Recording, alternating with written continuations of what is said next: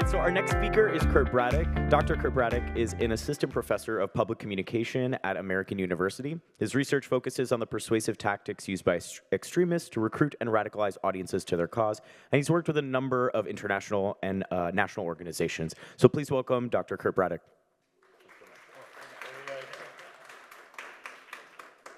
Thank you, Gabe. And before I even start, I'm going to apologize for two things. Number one, my voice is more or less gone, so hopefully it'll last for 12 minutes because everything is going around. And number two, kind of what Gabe alluded to, I see everybody here, rosy-cheeked, full of purpose, all excited for comedy. There's comedians here, journalists, and now this professor's going to talk to you about extremism, hate, violence, and radicalization. So I apologize for that as well. Katie, I wanted to say hi to Katie and thank Katie for having me here. As for the downer of hate and extremism, you knew what you were getting into, Katie. So thanks for having me anyway. So what I'm going to talk about today is going to be on the social media side as well. And I'm going to talk about it in terms of stories coming from two sides. Number one, the part that I'm researching now are the stories that are told by some of our public officials that have led to violence in some cases, a very specific kind of stories that are being told, a very specific kind of rhetoric that's being used that's leading to violence in some cases. And then toward the end, I'm going to talk about some stories that we can tell or some strategies that we can use to undermine some of the things that are being done. Now, one of the stories that we all know about that's occurred, that we've been told over and over again, is what we saw on January 6th. See, isn't this a lot of fun already? So, we all know what we saw, despite the stories we've been told about what happened on January 6th. We saw people scaling walls, trying to get into the Capitol building. We saw barricades broken down, both physical and metaphorical. We saw police being battered with American flags. We saw this guy. We saw QAnon running throughout the halls of Congress. We'll see, I think here, the Confederate flag walk through the halls of Congress, which didn't happen even during the American Civil War. We saw all of these things occur. We saw a noose out in front of the Congress, people calling for the hanging of the vice president, people calling for the hanging of Nancy Pelosi. We saw all this happen despite all the stories that were being told now about how this didn't happen, about how it was a tour, about how what we saw was all fake. What this is the phenomenon that I'm studying. Specifically, I'm studying a phenomenon called, if I timed it right, stochastic terrorism. All right, good, that worked. So, I didn't even have my stopwatch going. So before I talk about what stochastic terrorism is and why it relates to kind of the body politic now and why we need to consider it in how we think about political communication moving forward, it's important to understand exactly how our public officials, some public officials are talking to us and some of the things they're saying and how they're espousing certain things that motivate certain actions like what we saw on January 6th.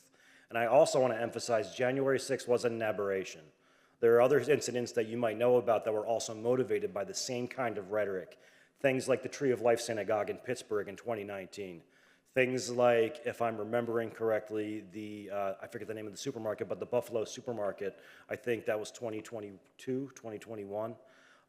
If you're familiar with those incidents, what I'm going to be talking about over the next 10 minutes or so is going to sound very familiar.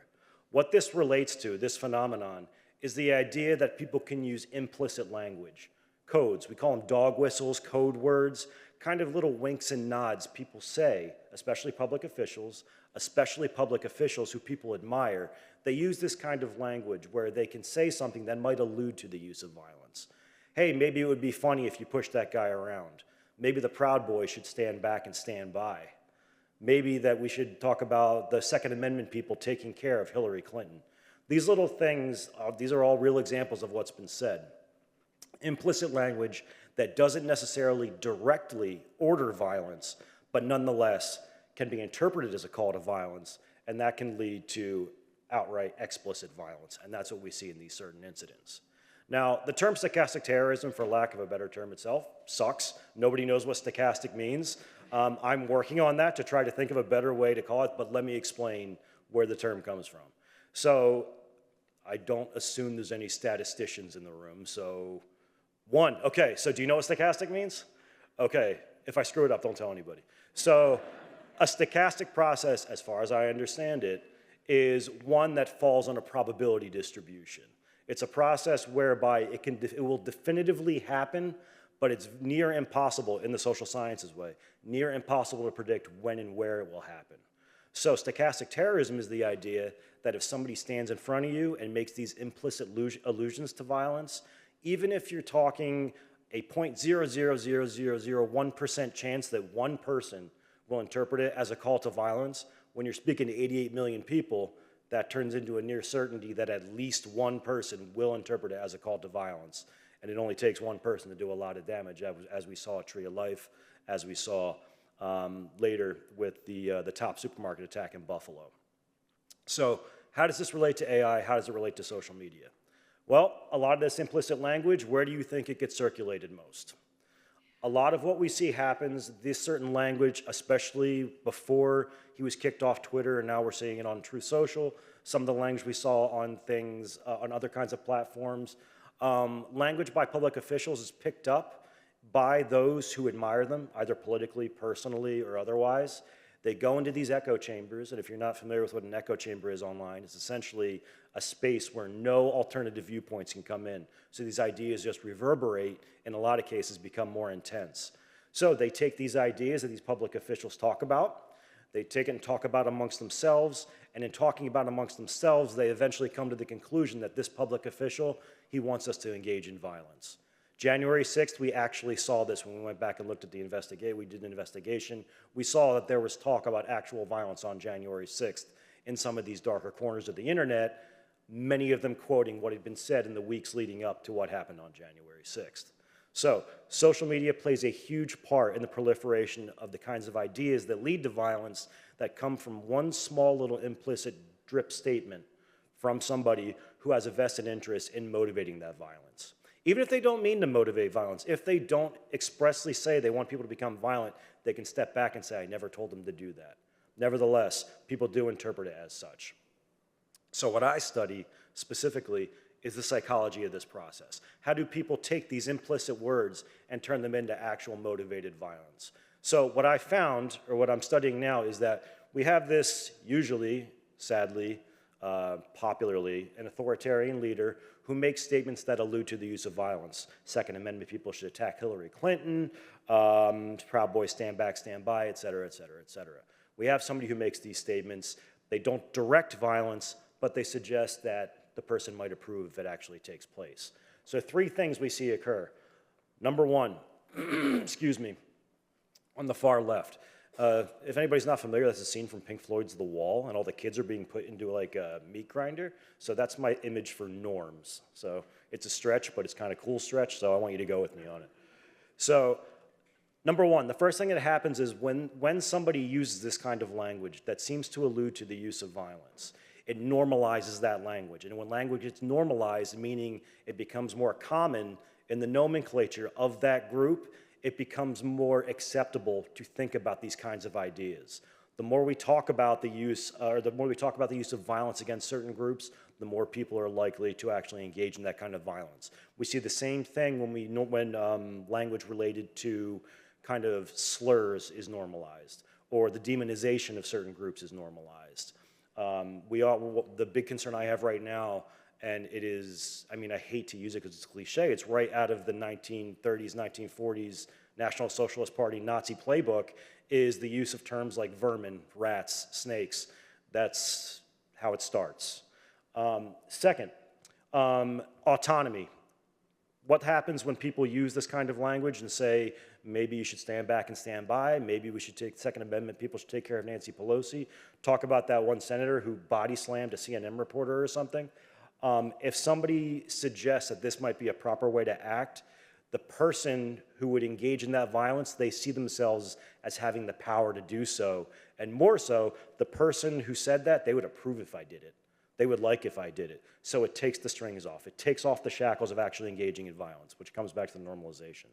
And finally, the more we talk about these sorts of things, even implicitly, people develop positive attitudes about it.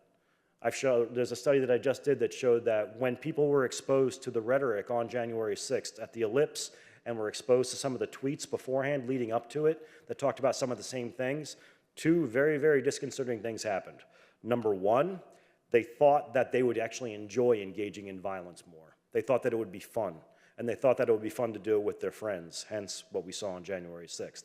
And number two, they perceived that using the violence would be an actual viable means of engaging in political change, getting people to do what they want them to do. It becomes an acceptable way of bringing about political change, none of which are good. So these three things, I've done 2 experiments now showing that these 3 things occur when you expose people to this kind of language. So I forget what the phrase exactly was at the beginning, but I think Katie said, "Where's the hope?" There is hope. One of the biggest issues that I think we're going to talk about next, in the next talk, is the tricky part with this kind of language is that it's actually not illegal. It's perfectly protected by the First Amendment. If you're familiar with incitement speech, incitement to violence is a very, very narrow definition. Number one, you have to directly say somebody should engage in violence, and it needs to happen right before it. So this kind of language isn't that.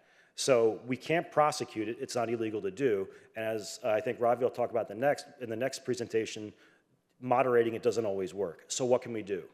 Number one, something that we can do, and this is the simplest, and although in some ways the most satisfying, when we see this occur, it needs to be called out. And it needs to be called out by individuals who have platforms to actually say, this is what's occurring, and then cite exactly why it's occurring. Some of our politicians do that now. They actually talk about how this might have alluded to violence or you're partially responsible for this. Call it out. Name it when it occurs. Say what these things are. It took forever for people to say that the attack on the Capitol was a terrorist attack, but by every definition for terrorism we have, it was a terrorist attack.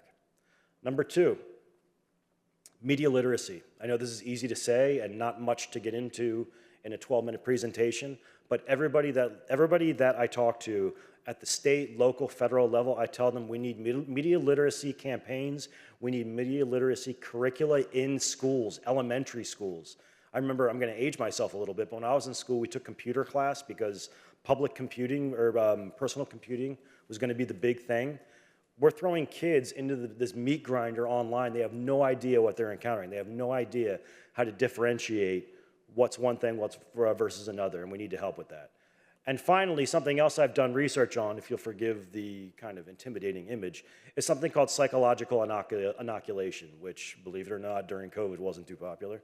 But what psychological inoculation is, and I've done studies showing that it works with terrorist propaganda, is that if you tell somebody that somebody else, a third party, is going to try to persuade them to do something, or use a specific kind of persuasive tactic on them, like implicit language to get them to do something, they become motivated to say, to hell with that. No, I'm not. No, they're not. And they become more attuned to when it happens. So I've done a study showing that when you expose people to extremist propaganda and say, this guy over here is going to try to get you to do this through this propaganda, they go, hell no. And they protect their beliefs and attitudes, and they resist it, and they get angry at the person that tries to persuade them. So you can almost prime anger in somebody before they're exposed to it.